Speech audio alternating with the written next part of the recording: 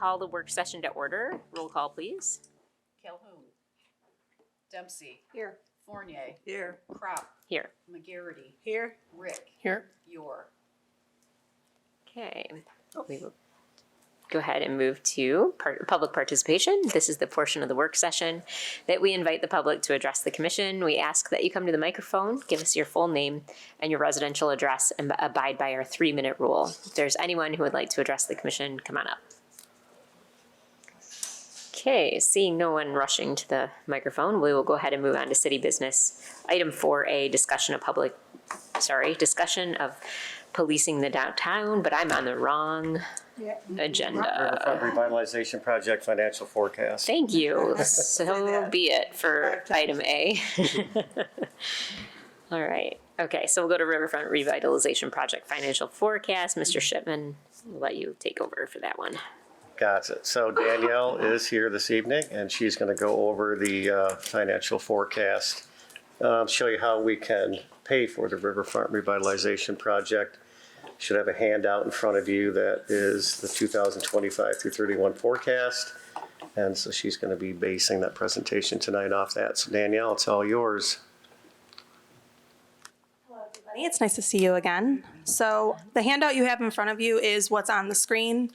We just wanted to provide you some paper just in case you wanted to have some notes to write down or look at certain lines, and I can go back and forth between those. So this is our 5-year forecast that we've been doing for the past 3 years. What we've done for this particular work session is we've taken that, we've inputted the 2026 budget, and then we've adjusted the 2026 forecasted column there for the grants that we know have bled from fiscal year 25 into fiscal year 26. So that way you'll see those amendments coming to you in the next probably month or two, but just for our purposes to see year by year how our forecast is looking. So I think you've all been presented with this before, but I'll just give a brief overview. So what we're doing in this forecast is we're doing a crystal ball method. So if we take property tax revenue and times it by 3% year over year over year, what kind of property tax revenue do we think we'll get in 2031? That similar assumption between 1 to 3% on each of the revenues has been added into these lines and extrapolated out. Obviously, they're not concrete numbers. We don't know what's going to happen in the future, but this is our best guess. So we've also broken out the grant lines for you in previous forecasts. Those have been wrapped into whole lines of federal grant, state grant. So you can see the breakout of how the projects are being paid for between the Downtown Revitalization Project as well as the Riverfront Revitalization Project. So going down to expenditures, it's the same idea. I believe most of these are 3% increases year over year. Until we get down to our capital outlay. So capital outlay is the same from what you were presented at the last budget session for the next 5 years when we went over that plan together. None of that has changed except for this City Hall project because we did get better numbers and I think right before the budget, and that was changed for you.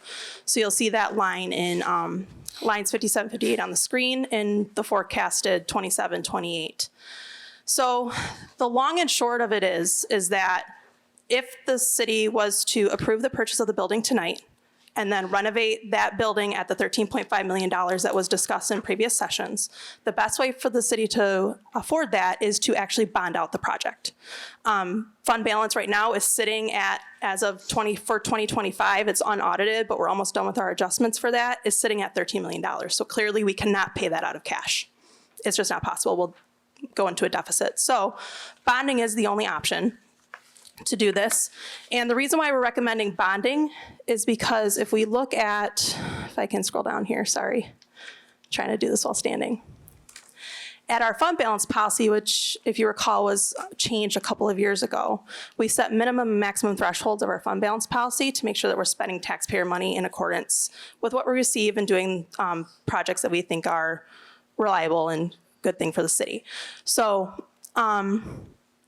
with that, by 2031, based on the debt schedules that we received and doing the projects and all the other capital outlay that we have, buying the fire truck, by doing the DPW garage, kicking in $600,000 for sidewalks, that's all added in here, we'll be under our policy in 2031 by $20,000.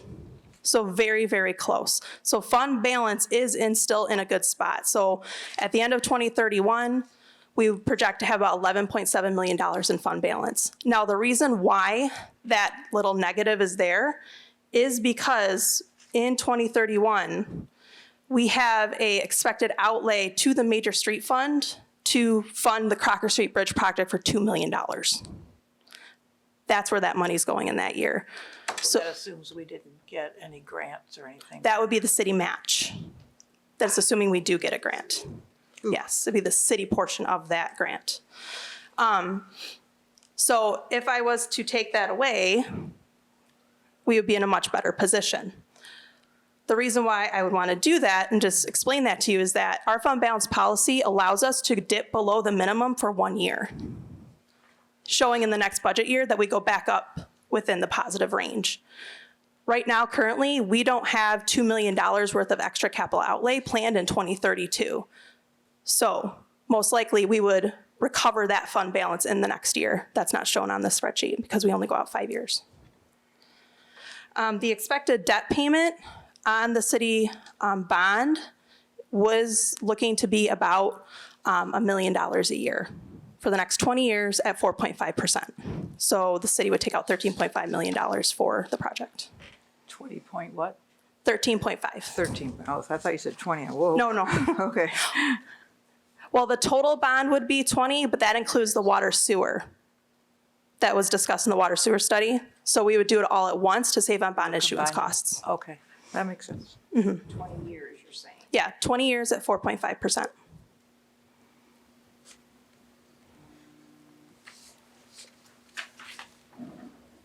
The combined would be what? I'm sorry. 20. I believe it'd be 2885, and that includes bond issuance costs. So $5 million for water, $2 million for sewer, $13.5 million for general fund. Rattle those numbers up.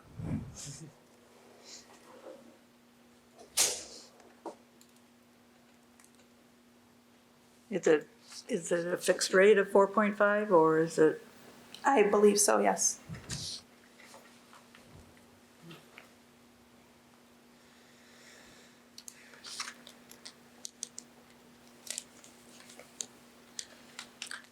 Danielle, I think there's been a little bit of confusion about when we say we're bonding. We kind of are equating this to going and getting a mortgage, right? We're not putting this in front of voters to raise any sort of taxes. No, this is being paid out of or- current property tax money. Right. And we do have bond counsel here this evening, if you'd like them to give you a quick walkthrough of the bond procedure for this particular project. Well, Stephen or Jeff, you want, or both? If you could please just give the commission a quick walkthrough of the process for this particular project, including water and sewer. Sure. Jeff Aronoff from Miller Canfield, bond counsel to the city. Legally, the process is fairly straightforward. If we do a single bond issue where we could really finance all of the projects, it would be what we call a limited tax general obligation capital improvement bond. It's a mouthful. What does that mean? That means that the bond would pledge the city's existing taxes or any sources available, but there would be no authority to levy any additional tax. In order to do something like that, you'd need a vote of the people. The process would look a little bit like what some of you have been through before. You'd have a notice of intent and there would be a referendum period. There's a publication in the paper. So while there's no election, the community still has a referendum right. That's sort of the replacement that the legislature is stuck in there. Once that referendum period passes, you can go forth and authorize the bonds. What happens during that referendum?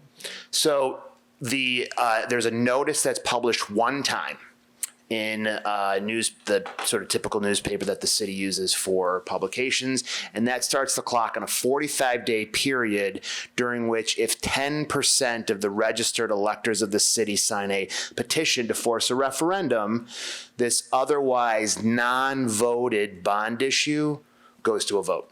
I see. And so usually when that sort of thing happens, you kind of see it coming.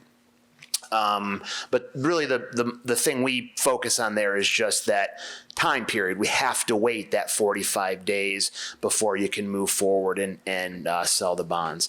But you have the ability, we have some of this being allocated to facilities, of course, buildings, and some to water and sewer. You have the ability to pay from rates and charges. You just aren't pledging that. You're pledging the general funds of the city.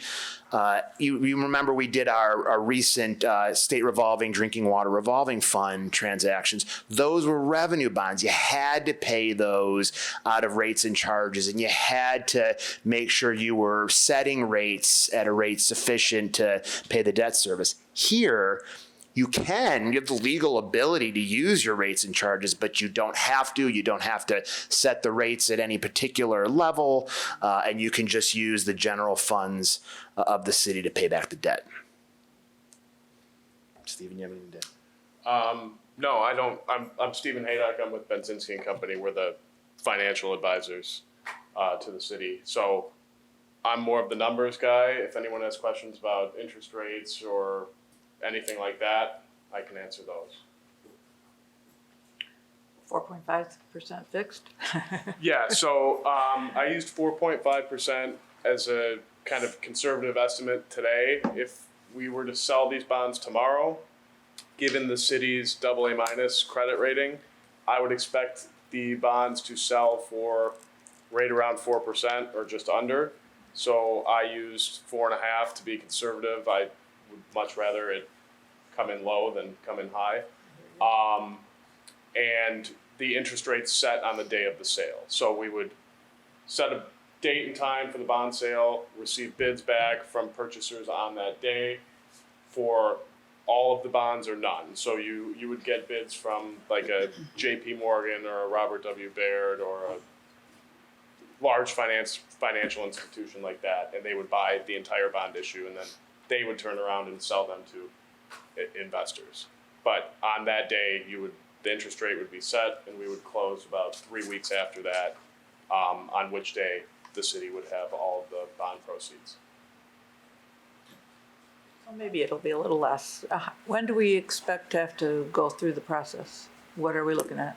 Well, I think all the bids for this project, and City Manager Shipman can correct me if I'm wrong, I think we were talking about kind of the end of next year, end of 2026, to sell the bonds. The AA- rating sounds good? Yes. That's, So the highest rating is AAA, and then underneath AAA you have AA plus, AA, AA minus. So I mean, even A category is pretty good, but anything AA or categories is very good rating. There are only, I think, 20, give or take, communities in the state that have a AAA rating. nice.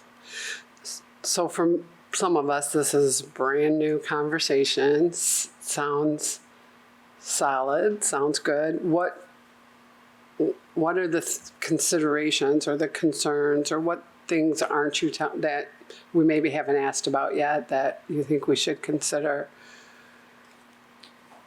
Is this standard business? Is this? Yeah, I mean, as far as bond issues go, I'd say this is a pretty typical bond issue. There's nothing unusual about it. Really, I think it's going to be my office working with Danielle here in the city to make sure that the city can afford this and has the ability to pay. I mean, we don't want to put the city in a bad position and saddle you with debt. However, looking at the city's debt limits, so there's a couple debt limits based on Michigan law that the city has to abide by. 10% of state equalized value, and Jeff can correct me if I'm wrong about any of this, but 10% of state equalized value is the overall debt limit for the city. And then underneath that 10% limit, there's a 5% limit of state equalized value. And that's what this bond issue would go towards. And that limit, taking into account all the city's bonds right now, based on the current SEV, there's about $31,840,000 under that debt limit right now.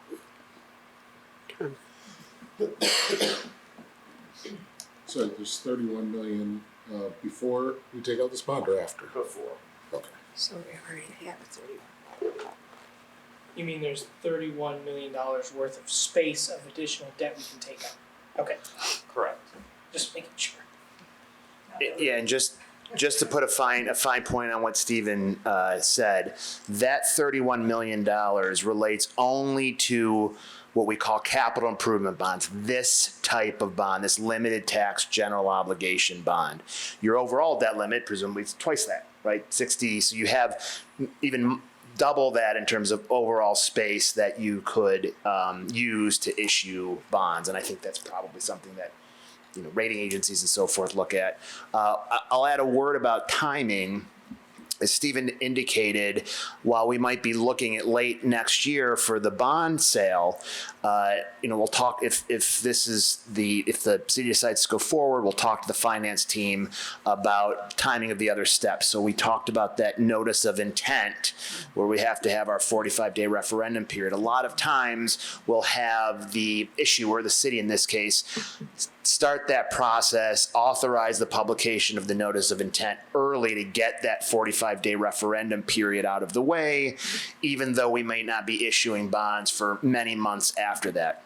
At the time we do that, and if we do go forward with that and we present you with a resolution, I'll say this again, you haven't authorized any bonds. In other words, if all you do is authorize the notice of intent, you have yet no legal authority to issue bonds. So sometimes if issuers feel like things are moving too quickly, that step does nothing other than authorize the notice of intent, and it locks in some flexibility for you to do some things later on, which I can explain at the time, but it does not authorize the issuance of any bonds when we go to do that step, unless we do a combination of the two, which we would talk about again at the time we did it. So this is covering the City Hall project, which is, you said 13? 13.5, yeah. And then water was how much? 5 million. Thank you. So, And the sewer. for another two.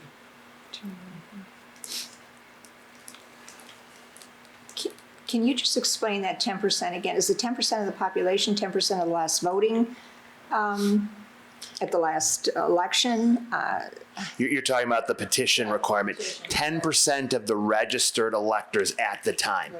Right, so they don't have to have voted, but they have to be registered, and it's not the population, registered electors.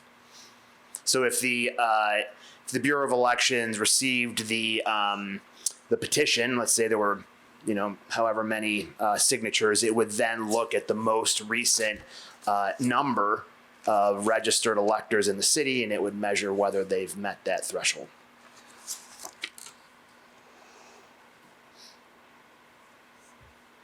Anyone else have any questions or comments? Okay, seeing none. Thank you, you guys. Thank you, Danielle. Thank you you. both, to you both as well. Okay, well then we will move on to our item B, the Downtown Safety Action Plan presentation. Mr. Shipman? Thank you, Mayor. So I know I've discussed with the commission that we had received some COD funding, an SS4 grant, to do a safety plan or safety audit of our downtown. That is one of the prerequisites also to receive further funding for a project in the downtown. So this is kind of step one. So AEW has put that plan together, which I know I sent you an electronic copy. So Ashley is here this evening to go over that plan with you, and you'll be asked later to adopt that plan by resolution. We're going to try to connect to the screen.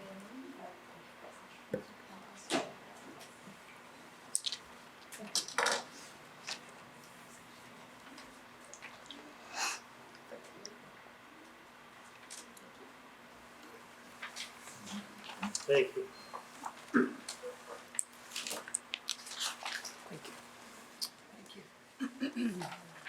This is a condensed version? Yes. I'd say. Yeah, I know. I was like, this can't be.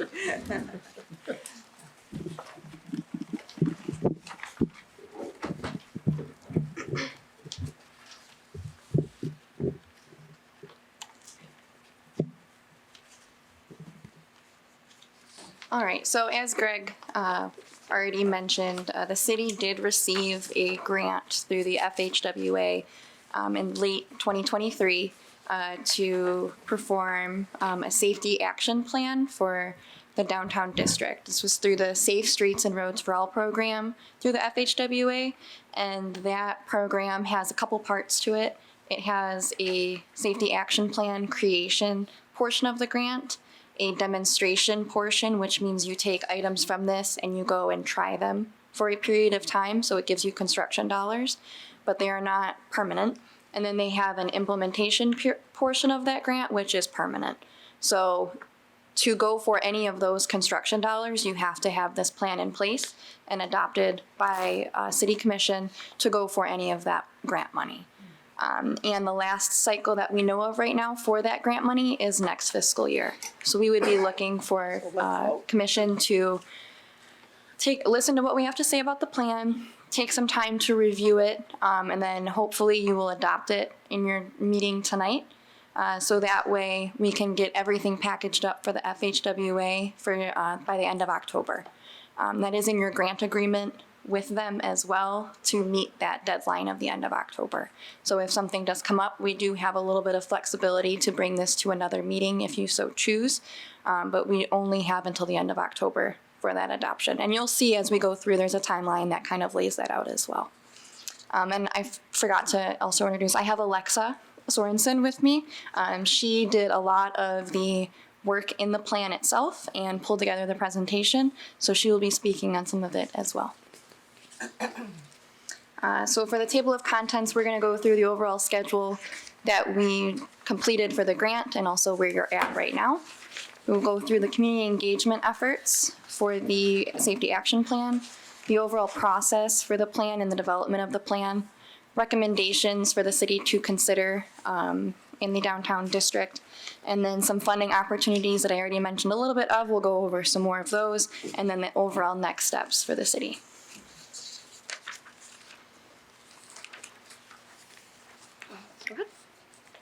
Okay, so to kick things off today, we're going to start talking about the project schedule.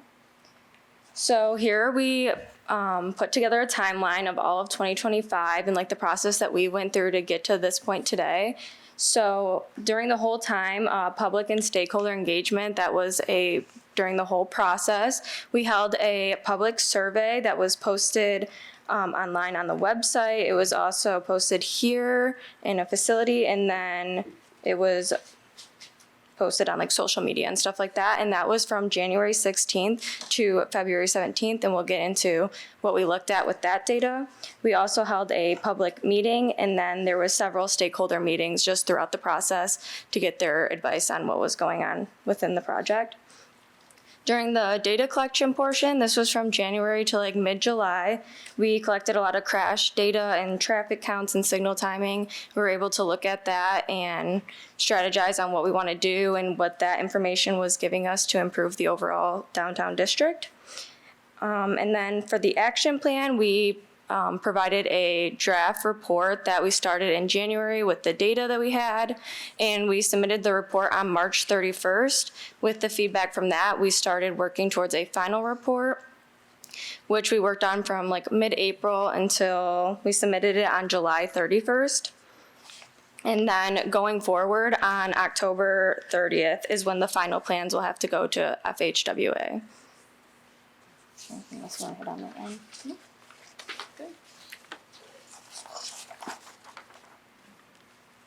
What does FHWA stand for? Federal? The Federal Highway Administration. So community engagement. So we took in consideration all the responses that we got from the survey, and we just wanted to highlight some key points from that. These are the responses that people said they feel very safe or somewhat safe within the downtown district. We had 64% say they feel very safe or somewhat safe walking. 78% also said that they feel very safe or somewhat safe, and then 64% while biking said they feel safe or somewhat safe within the downtown district.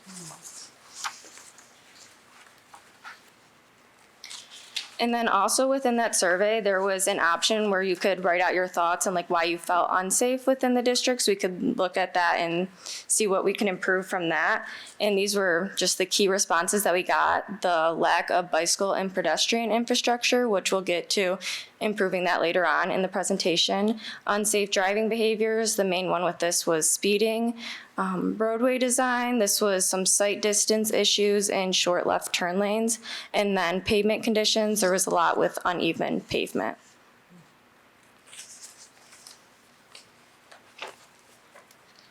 So the overall process for SS4A, I know it's a little long of a process, but their main goal is to help local communities identify and address roadway safety challenges. They do take in consideration, like humans do make mistakes, but from those mistakes, they should not lead to fatalities on the roadway. SS4A also provides funding to local communities and agents to improve projects and strategies that improve the overall safety for everyone.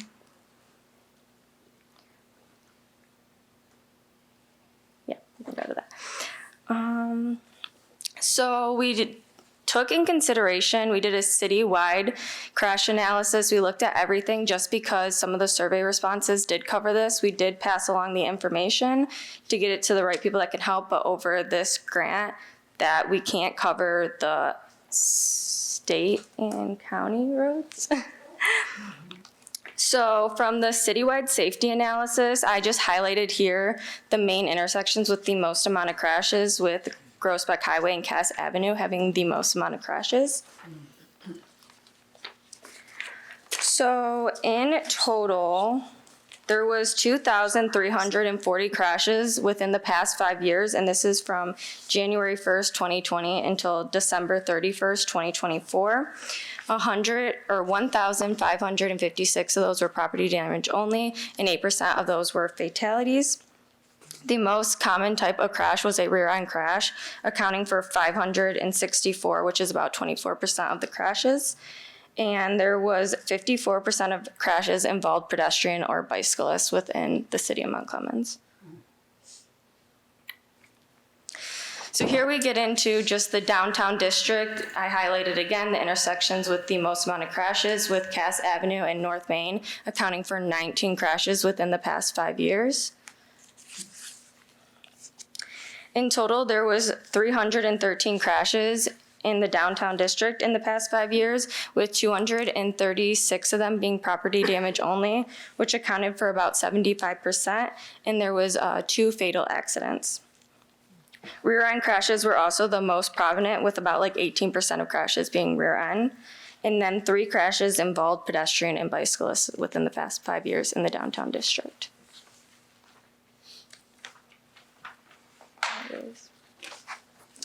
So we gathered together some recommendations that our report shows that these will improve the overall safety of the downtown district. The first one would be pedestrian refuge islands. So that's the island in the middle. And you'll see later that we propose to do that on North Main, but that helps reduce crashes, and also the pedestrians can stop halfway through, be able to look, and if it's like a long cross, it gives them a second to see cars coming in both directions. The next one is an RRFB, which is a rectangle rapid flashing beacon. You can see in the picture there, it's the rectangle with pedestrian walking, and it also has the lights, so when you push the button, the lights flash, so that gives drivers more awareness, and it hits them like, oh, I gotta stop. So, and then on other projects within the downtown area, they did the planter boxes, and this is good because when you're driving and you see stuff in your peripheral, you're able to slow down because you think you're going faster, so it's a part of traffic calming. And it also provides a barrier in between roadway users and the pedestrians on the side of the road. Another thing that our study covers is the on-street bike lane. This will also promote giving people access to go from the downtown district and give them access to come up to the downtown district. So parallel parking, we were converting the angled parking on North Main to parallel parking. This was also covered in the Fishbeck report.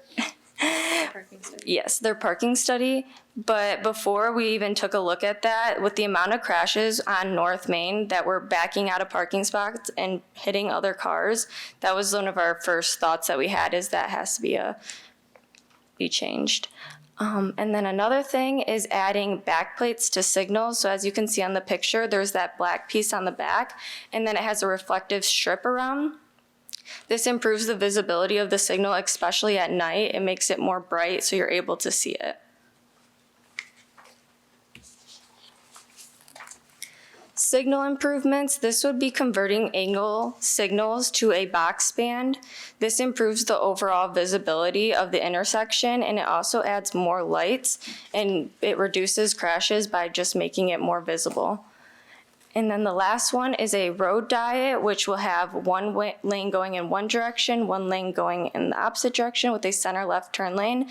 And this would be converting a 4-lane road to a 3-lane road, but it also gives opportunity to put in a bike lane.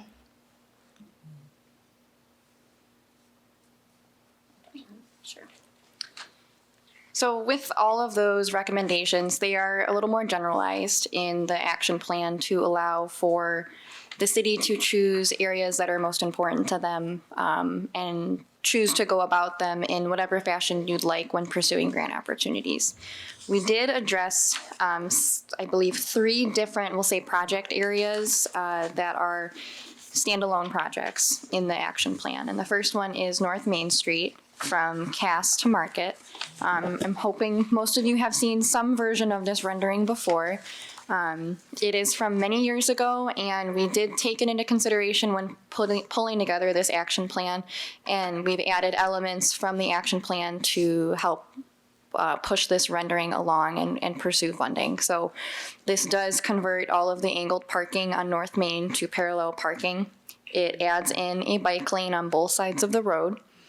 It also adds in a pedestrian refuge island, so that's in the middle of the rendering. That crossing right there would also have that rectangular rapid flashing beacon as well for pedestrians to push the button.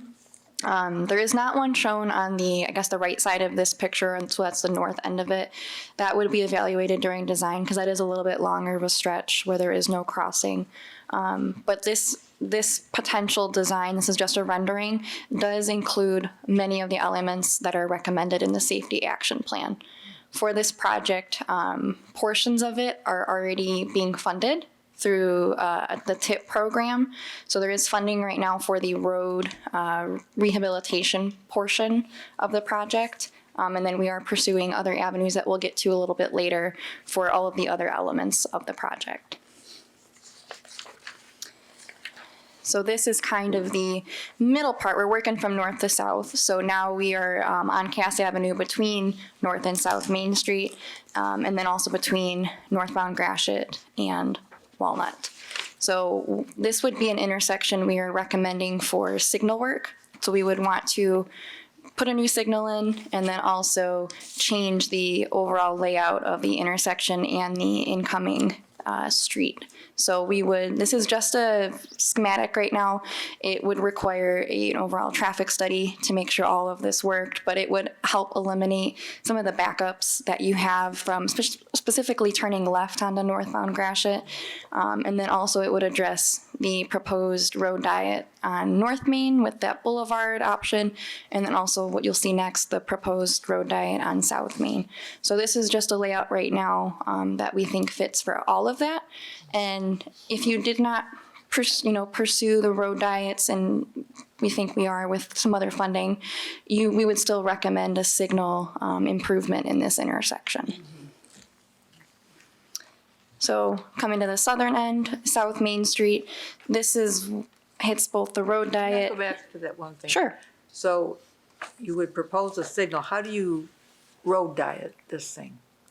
So for North Main, we would be doing a road diet in the sense that you're putting a boulevard in the center turn lane. You're getting rid of. Cass. So Cass, we wouldn't be doing a road diet. This would be the intersection tying in both of the road diets, because there's a road diet south of it proposed and also north of it. So we would want a new signal that would address where people are now potentially turning from or going straight So there's where they really weren't nothing, before. I mean, it's just the signal timing and. Signal timing, and then we would have to do some striping on the roadway. That's kind of shown on here so if you're on the right side, you're trying to turn left onto northbound Gratiot. We've changed that a little bit, and also on the going south on South Main, that left turn, we've made it a dedicated left turn a little bit longer, and then a through and a right. So over there, it's kind of adjusting the striping to fix all of that. Okay. South Main, this would be the much more noticeable road diet with pavement markings. So instead of 2 lanes in each direction of north and south, we would have 1 each way. And then we put in a center turn lane and then a bike lane on each side. And this would all be through striping. So it would still allow for the bus stop, that it would be near City Hall if it does move. That bus stop would still be accommodated. And then this would all be completed through striping. It would go all the way from Church to Cass.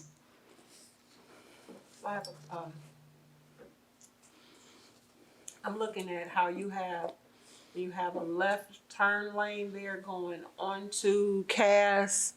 That's coming right out of the parking garage for the county employees, right?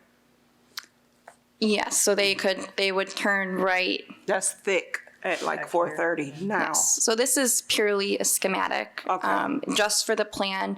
This is also part of one of the other TIP projects the city already has secured funding for. Okay. It's not been designed yet at all, so none of that has been fleshed out. Okay. But this was just strictly to show that a road diet could fit it and what it could potentially look at. We would definitely look at that during the design. This would have bike lanes? This would have bike lanes on both sides, yes. It would terminate at Church. We would push everybody onto what would be the east sidewalk south of Church, which then goes along southbound Gratiot.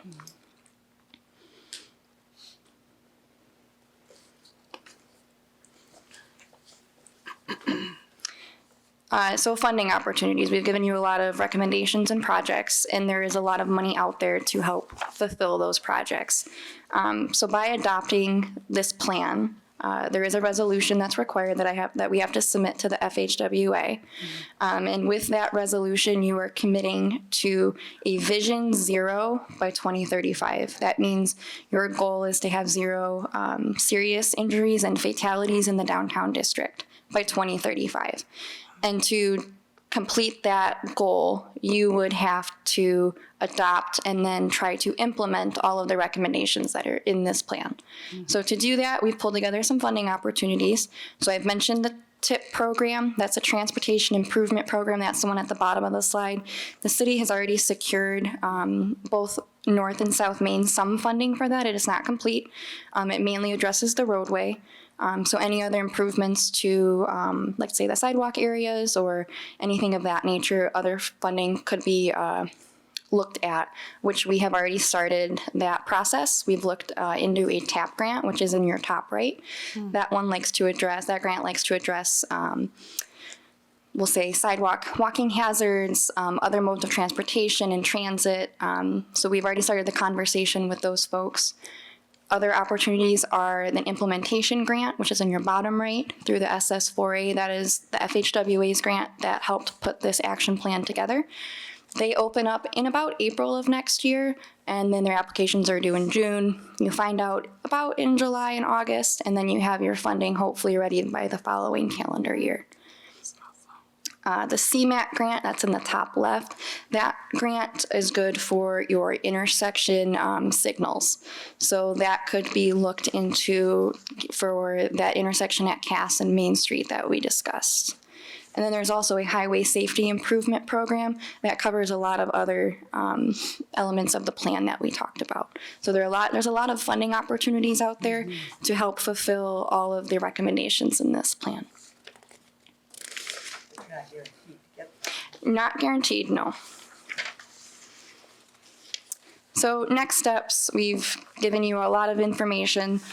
The first step is to adopt the overall safety action plan. So that is on the agenda for the regular meeting this evening. Once that is adopted, we will fold that into the overall safety action plan. That'll become an appendix to the plan. So we will be going back and updating the plan to put that in there and let FHWA know that you guys have adopted it and have committed to this goal of a Vision Zero by 2035. Once we've made all those changes, we will turn in a final package to the FHWA by October 30th. And then once they give you the green light, you can start applying for federal grants or any grants you can find. That this would now be a tool to help get that grant because you have performed the studies, you have all the backup information, and you guys are all on board with the Vision 30 by 2035. And that would be required, this action plan would be required to pursue that last round of grant funding through the SS4A, which is next year.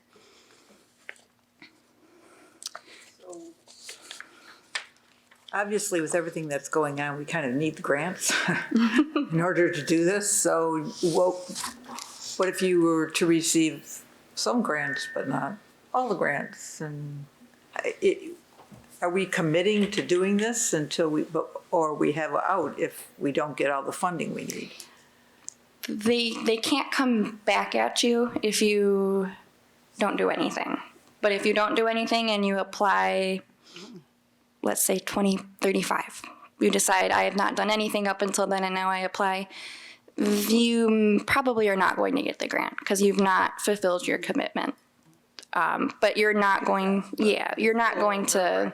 Right, when you have all these other projects that we're bonding for and talking about, we have to finish up between water and City Hall and sewers and this is more. I don't have the numbers, but they all have very differing match requirements. Some have no match, some may have a higher percentage. Is there anything in the plan for these, Danielle? Not at this time. Plus North Main. North Main, yeah, there is some. Yeah, I mean, some of these projects are already on the slate, right? North Main. Right, so what has been the commitment for North Main? What gets done here? That's the road itself, What we right? want next, right, because the TIP grant is for the roadway. It's the ancillary things that we are trying to get TAP funding for. So this plays right into that. We didn't get TAP this year because we didn't have this yet. Correct. Because I was at the table for TAP, at regional review for SEMCOG. And we didn't even get onto the priority list because we didn't have this yet. So. I mean, don't get me wrong, this all sounds great, and I've wanted a bike lane up there since before I was on this commission. But it's just, I get a little nervous here with the commitments that we're signing up for here.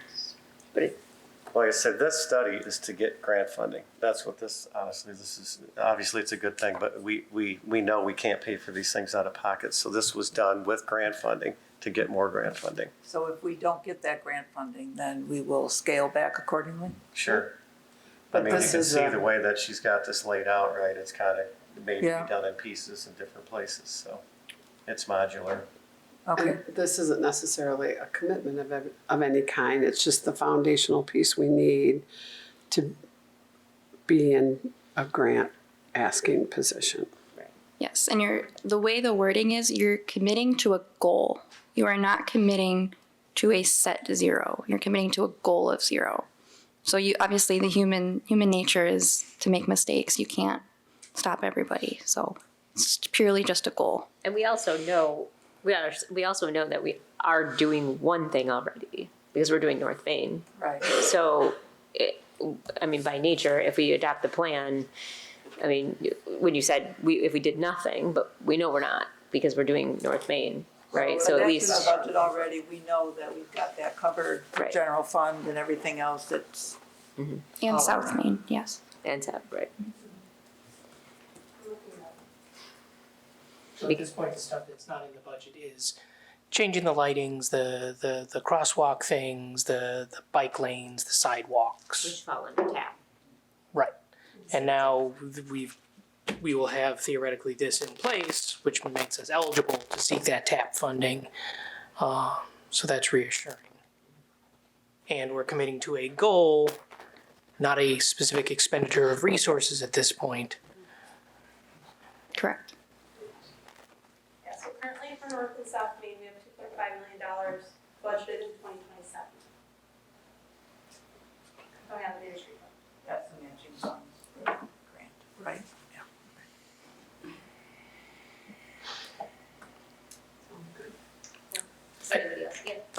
Is there any of this stuff that the county can leverage in case, because I know like Groesbeck and Cass, that's our hotspot accident wise.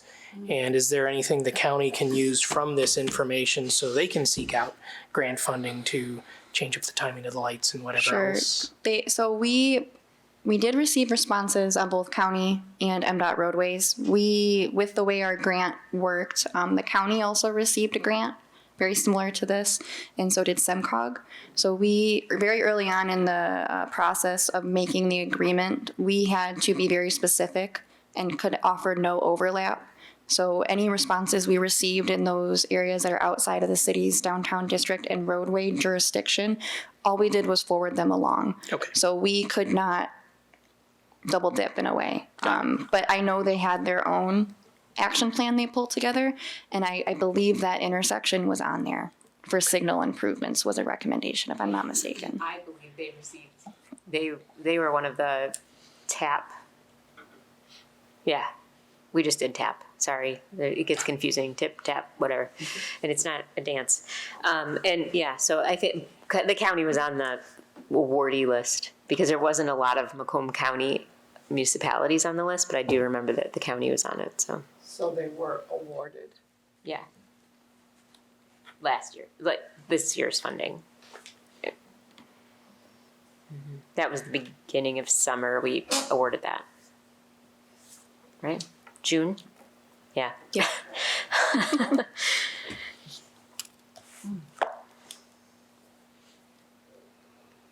Anybody else? All right. Well, thank you. right, We thank you. appreciate it. Thank you. All right. So we will move to item 4C, discussion of city business. Who's got a question? I know. That's what I feel like too. We haven't even gotten to the big meeting yet. Anybody have any city business? Because if not, we will move on. I think Spencer and I matched today. I have some questions. I think it's appropriate to ask them here. Okay. So on the agenda is the first public hearing on the proposed assessment. And then after that, what follows next? So we'll have the public hearing, and then after that, you'll have a motion to vote on what we want to assess. And then I will ask the assessor to prepare the roll. We'll send out another letter to the business owners, and then they'll be able to come into the clerk's office and see exactly what their property will be assessed. And then at the next meeting, we'll have another public hearing, and then you'll have a motion to approve the roll. I did read, like you have that all spelled out very nicely, but I just wanted to hear it. So, so the business owners might not know yet what their assessment is. Well, they got a letter already. They must have, because I got some business owners. Yeah, that so they said, got a "Ask letter these questions." saying there was going to be a public hearing this evening. Okay, And then again, they could have come in and seen what the assessment was going to be. It was made available in the clerk's office. That was in the letter. okay. It's proposed, right? Because you haven't approved it yet. Has there been a forum for the businesses to give input or to have suggestions? I feel like we're voting on something that is a benefit to them, but I'm not hearing from them that they feel they're getting a service that they're paying for. So I'm just I mean, the curious. public hearing that's the idea chance behind to the public hearing is for them to come in and, have comments on that. I mean, they could reach out to us privately. They could reach out to the DDA. There's a retailers meeting. Mm-hmm. I don't know if any of that gets discussed there because I don't always attend those, but. Yeah. In the past, we've had complaints, but but we haven't in a long time, so, Mickey, have you had any? Yeah, so. Were they notified that there is a public hearing on this? Yes. They received Yeah, letters. I mean, individually they received. She received a letter, Okay, yeah, every property, okay. the property owner. Right. Okay. And along the line, I just have a quick question too. Yeah. When this was approved by 20 years ago, whatever, the businesses downtown, can businesses opt out? They cannot. And what sets that? What It's a is the spe- reason they can't? It's a special assessment district and you levied it.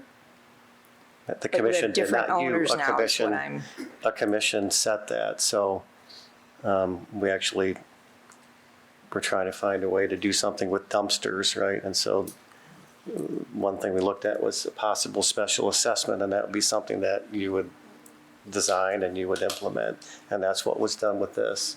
So now you, as a commission, could look at this, and you could say, I think it needs to shrink, or I think it needs to grow, and you could expand it, you could change it, but it would be through a vote of the commission. Okay, so it was a vote of the commission that put it there, not a vote of the business owners? Correct. Okay, I understood it was the business owners that They put requested this. it.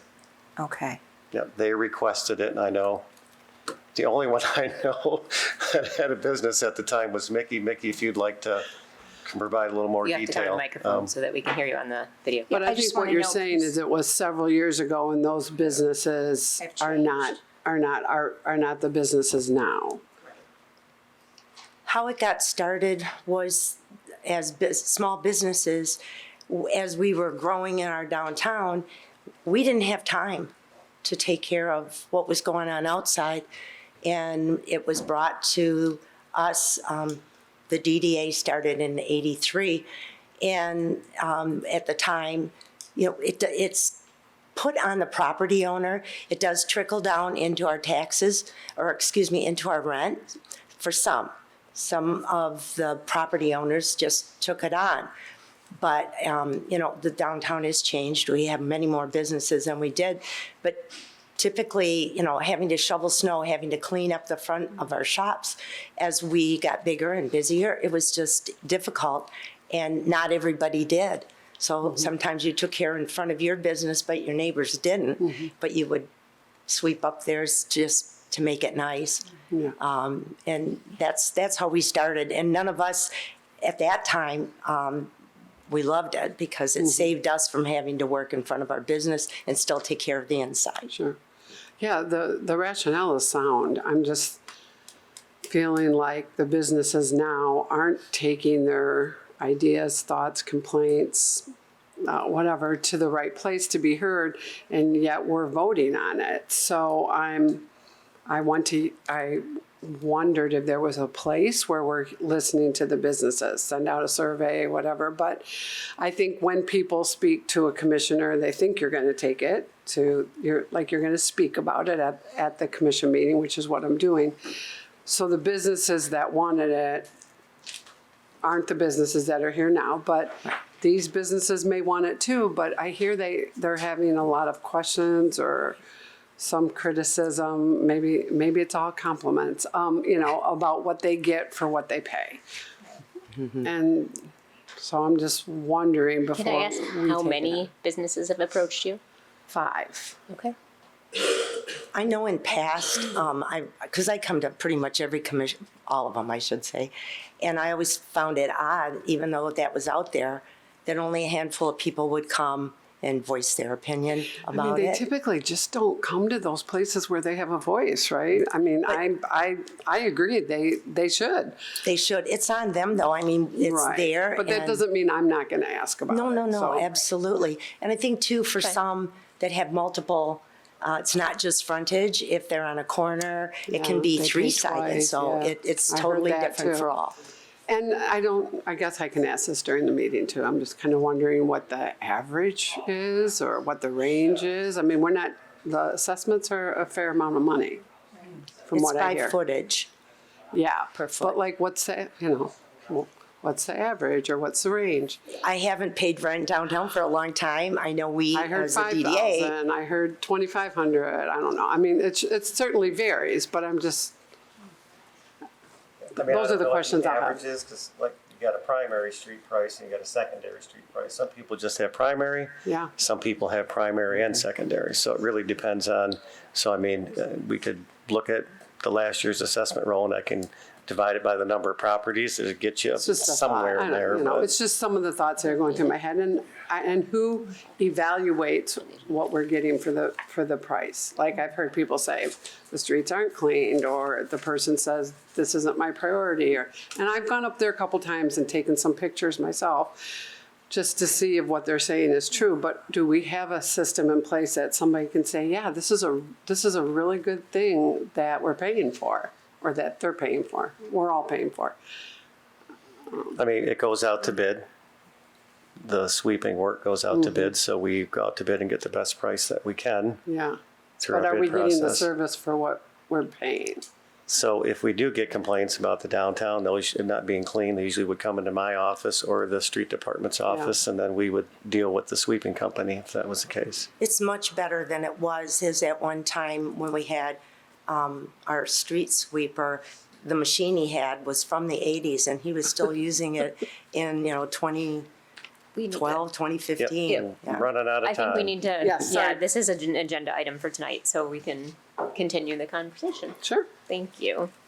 All right, we have commissioner comments, moving on to commissioner comments, and does anybody have anything? No. Okay. All right, then we will entertain a motion to adjourn the work session. Move to adjourn the work session. Support. All those in favor? Aye. Any opposed? Meeting, work session adjourned.